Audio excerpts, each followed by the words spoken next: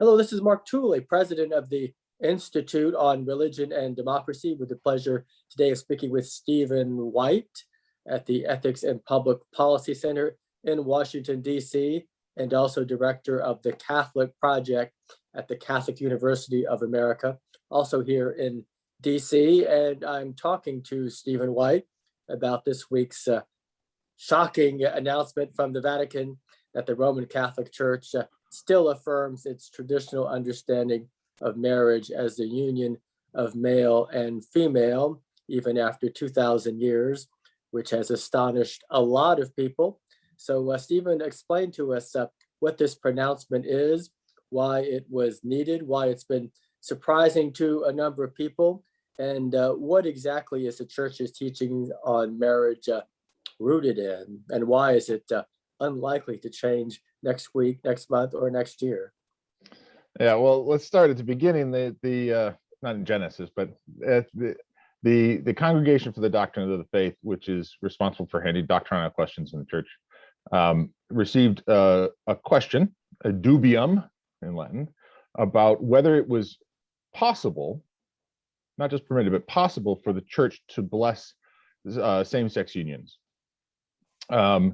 And the normal process is someone submits a dubium in a form of essentially a yes or no question, and they get a yes or no response from the CDF. This happens for lots of issues. This one obviously sort of went viral.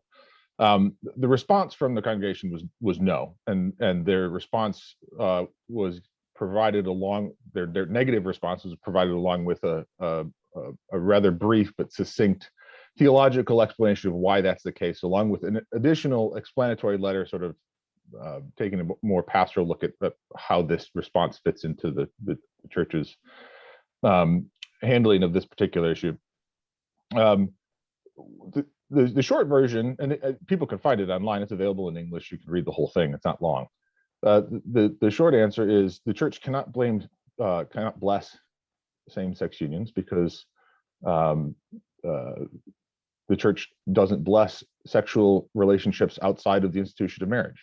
Outside of marriage, sexual relations are prohibited, are against the moral law, and therefore the church isn't going to bless relationships that are founded on something that the church has always taught to be sinful and contrary to God's law. As you said, it's not a surprising answer, but a lot of people seem to be surprised by this. And I think that has to do with part of it, I think, is just frustration. There are a lot of people who don't like the church's teaching and want to see it jettisoned. And I think there are a lot of people whose hopes had gotten up in that regard because of what they took to be a softening of the church's position from Pope Francis in recent years. Famously, he said, when asked about a hypothetical priest who might be gay, but was living chastely and striving to live to the church's teaching, Pope Francis answered, who am I to judge? That was taken to be sort of by a lot of people to be a sort of indifference. Yeah, there are laws, there are moral rules, but let's not get too caught up in following rules. Let's not be too legalistic. I don't think that's what the Pope meant. If you took the Pope to mean that, then this response from the Congregation for the Doctrine of the Faith, which was signed off on or done with the approval of Pope Francis, would be a surprise. Some people see it as sort of a whiplash, as if the Pope's careening back and forth between sort of open statements and welcoming statements and this sort of more sort of harsh language, speaking about how the church cannot bless sin, and speaking of intrinsically disordered acts and things like that. But the two are really consistent. The church insists that we should love everybody. That the whole point of the church is that we are sinners in need of redemption. And so while the church insists on loving people who have same-sex attraction, loving people who are sinners, of all kinds of sinners, that we distinguish between the person that we are called to love and acts that are contrary to God's law, which we don't love and we don't accept. Mercy doesn't consist in telling people they're just okay the way they are. God meets us where we are, but he doesn't leave us there. And so there's been a not entirely surprising, I think, reaction against the clarity with which the CDF addressed the issue. And I'm a Protestant, of course, but and I'm not deeply familiar with how the Catholic Church works doctrinally, but it would be my understanding that even if the Pope desired to change the Church's teachings, he does not have that authority or power, that the doctrine is embedded in the Church in such a way that no individual could adjust the Church's marriage teaching. Is that correct? Yeah, that's right. It's a little bit more complicated than that. Our understandings of the Church's teaching develop over time. But you can't take something, what won't happen, what can't happen is for something that is contrary to God's law to suddenly not be contrary to God's law. The Church has always taught that sexual relationships are for the good of the spouses, right? But that are also always directed towards the procreation and rearing of children. There are no acts, sexual or otherwise, that two men can share with each other that share those ends. And there are acts that a married heterosexual couple could commit that don't comport with those ends, and those are also not allowed. It's worth noting, though, that the CDF statement on same-sex unions said that the Church doesn't bless sexual unions outside of marriage for anybody. That applies, by the way, to people who are not of the same sex. Someone who is in a sexual relationship that is not marriage cannot expect to have that relationship blessed, even if it's a man and a woman asking for that blessing. The Church would say no to that as well, for much the same reason. The reason for that teaching is not that that's sort of the policy we settled on, but there are scriptural and long-standing traditional teachings within the tradition, I should say. There's extensive papal writings on this and on these issues, and I think one of the challenges here is that the sort of the ambient understanding of what marriage and human sexuality is for has changed dramatically. Some of that has to do with the widespread availability and acceptance of contraception, which the Church famously still opposes, for very related reasons to the reason it continues to oppose homosexual acts. And so the fundamental understanding of what human sexuality is for is not something the Church sort of made up, and it's not something the Church can therefore change, and that makes a lot of people very unhappy for reasons that, in one sense, are understandable. Insofar as a lot of Catholics around the world have sort of lost a sense of what the Church teaches about sexuality generally, it makes it hard for them to understand what the Church teaches about sexuality in the particular instance of homosexual unions. Do you think that the Pope inadvertently over the years has fueled some of these misunderstandings by some of his casual remarks, or has this been almost entirely the projection of expectations? Well, that's a tough question, because it gets to the intention of the Holy Father to a certain degree. I'm not surprised by this sort of clarification from the CDF, and I don't think that I'm not in any way surprised that Pope Francis would hold that same-sex unions are morally compromised because of the nature of the acts involved. I think it is the case that, look, there's a pastoral challenge, which is a real one, which is that the Church looks at the flock, and the flock is asking for answers to questions that it wasn't asking before. You have people who have gay friends and neighbors and family. You have Catholics who are in gay relationships who earnestly are seeking what the Church offers. Right? They're not sort of there is faith there, right? And these are baptized Christians who are striving to come closer to God. And the Church's teaching on this is a hard teaching, in a way that it wasn't in the past, in the sense that the sort of the expectation of the ambient culture and of a lot of Catholics has changed. So while the teaching doesn't change, it's sort of farther removed from what sort of the baseline expectation of a lot of society is. And so simply stating the Church's teaching with clarity, as important as that is, doesn't really isn't sufficient to address the pastoral challenge that the Church faces right now. And so I think all of that's to say, I think one of the reasons that Pope Francis has taken a sort of a softer rhetoric towards these questions in the past is out of a solicitude for people who need and expect more from the church than simply a restatement of what the church teaches. It's really important for the church to insist that God loves you. The church has a place for people who are struggling with these issues. The church is precisely the place where these people should go, just as everyone should be looking to the church for guidance on how to live in a way that brings us closer to God, to be more open to God's grace in our lives. And simply restating the teaching doesn't necessarily accomplish that. It's a start, but it doesn't accomplish that. So I think he's trying to signal that there's an openness, but that again, the church must separate the person from the sins, right? The old saying, love the sinner, hate the sin, makes a lot of people unhappy right now. And I think there's been a conflation, not so much by the Pope or by the church, but a conflation by a lot of people who insist that in the case of, say, gay Catholics, you can't separate those two. It's sort of take me as I am, or nothing. That if you reject my behavior, that you're rejecting me, and that's not a conflation that's sustainable. On any issue, not just this one, to insist that we cannot be distinguished or separated from our sin renders mercy incoherent, to be honest, right? If the idea is that we can't look at one another as loved but also in need of conversion, then what do we need mercy for? That applies to everybody. That is not just people who are struggling with this particular issue.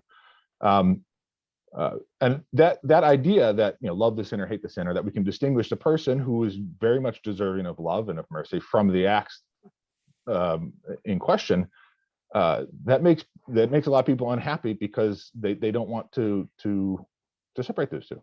They want to be accepted as they are and left to be as they are, or recognized for what they are. Behind a lot of this is the desire not just for the church to be more sensitive, but I think behind a lot of this is a real desire for the church to say, your sin is not sin. And the church is not going to say that. The church can't say that. So some of the more liberal German bishops who appear to be pushing for the church to move in a different direction, what exactly do they want the church to teach? What adjustments are they looking for from your perception? That's a very broad question. There's a generally liberalizing trend in Germany, which is essentially, and I don't know that every German bishop or even any German bishop would agree quite with my putting things this way, but there's a sense that the church can't expect its members to follow morality that is out of step with the age, right? That's too old-fashioned or needs to be updated for the 21st century. And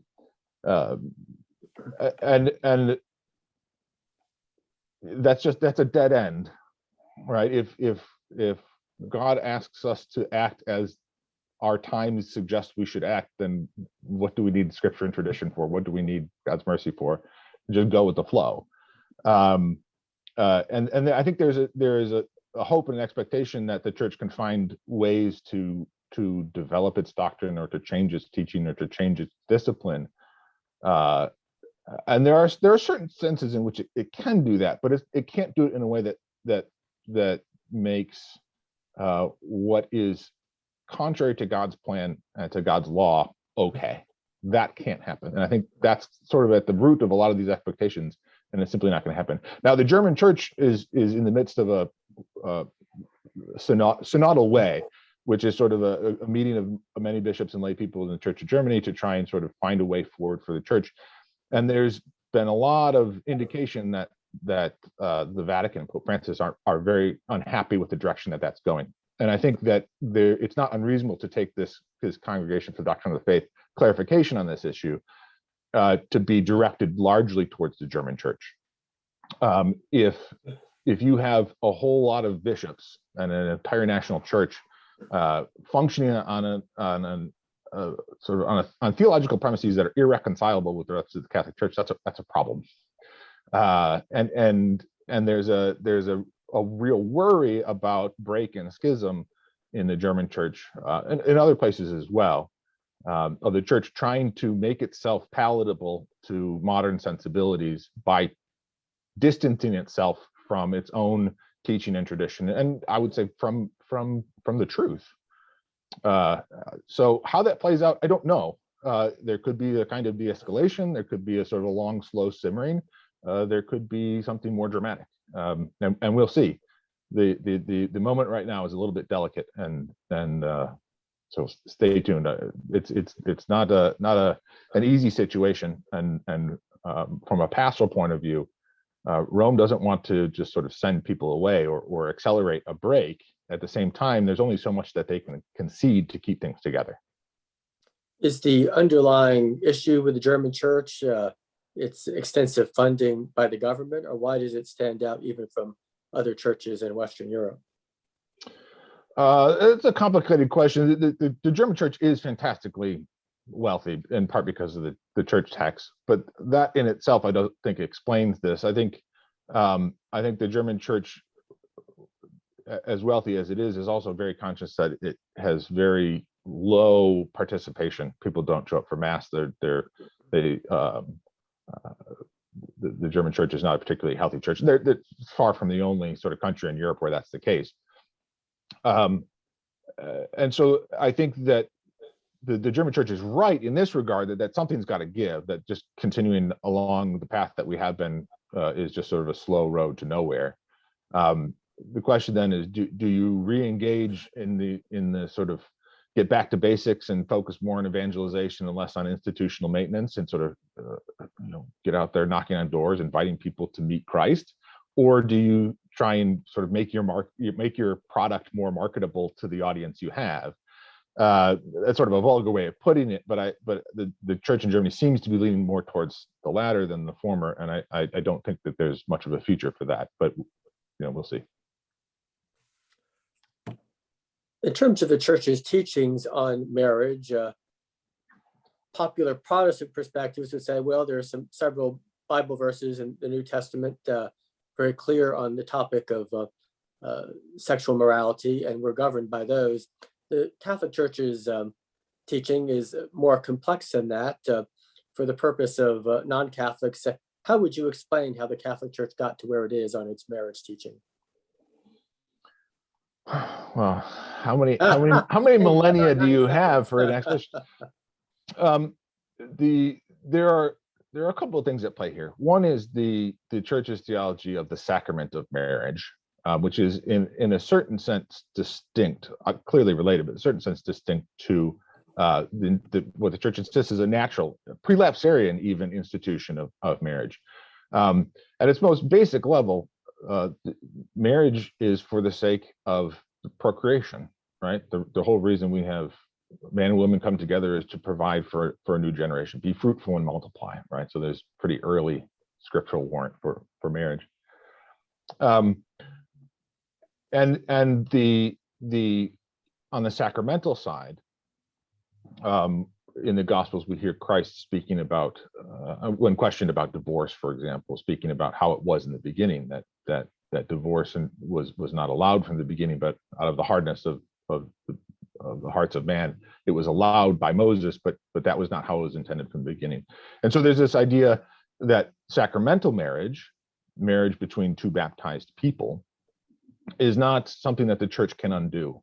Once a sacramental marriage is undertaken, it is permanent. It's not eternal, but it is lifelong, and only the death of one or both spouses can bring it to an end. There's nothing the church, not even the Pope in Rome, can do to undo that. Now, when you get into questions of is a civil divorce allowed or not, that gets a bit more complicated. But the basic point is that marriage is what God has bound together, no man can break, including the Pope. Along with that has always been this understanding that the primary end of marriage is not just making new people, but to raise them, right, to bring them into relationship with their Creator. On the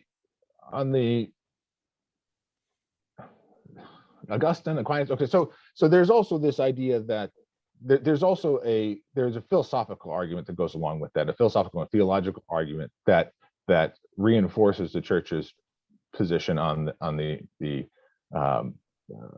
connection between marriage and procreation, and you can see how this touches on both questions of contraception, but also on questions of homosexual acts, insofar as an act does not serve the end for which it was created. That applies both to a contraceptive act, but also to same-sex sexual acts. So the church's teaching on those two is related, which is an interesting point, because it would be very hard for the church to change its teaching on, say, same-sex relationships without also changing its teaching on contraception. There's an interior coherence there that the church maintains, and that changing one or the other would significantly shift and unsettle. I don't know if I'm answering your question about how we got to where we are in marriage. It's a big, broad teaching, and there's a lot there, both scriptural and from tradition. I can go on if you like, but I think we'll have to discuss this further Yeah. in another interview. But Stephen White, director of the Catholic Project at Catholic University and senior fellow at the Ethics and Public Policy Center, thank you for a very informative conversation on a timely topic. Thank you, Mark.